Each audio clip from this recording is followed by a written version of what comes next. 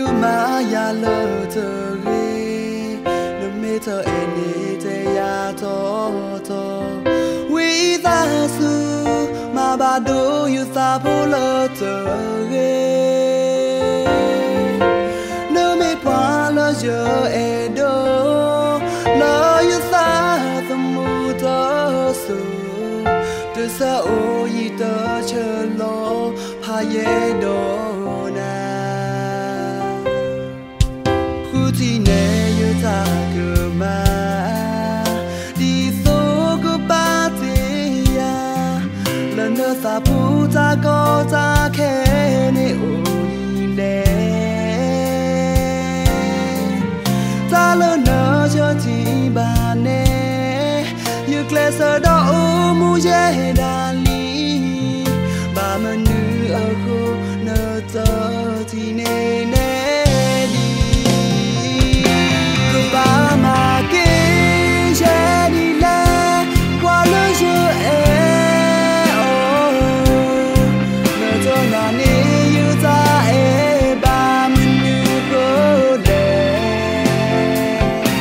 chiều mê qua nó mưa là đa sẽ đa nà thơ ra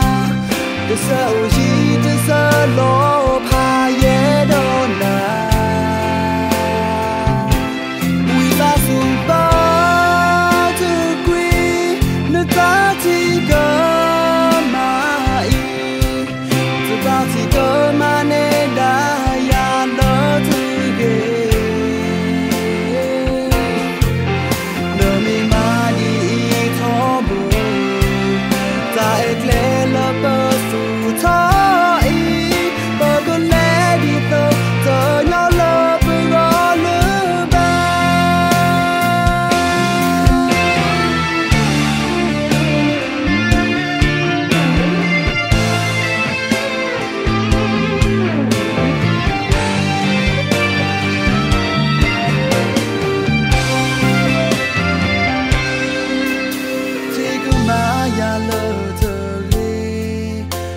thơ em đi thế ya thô thô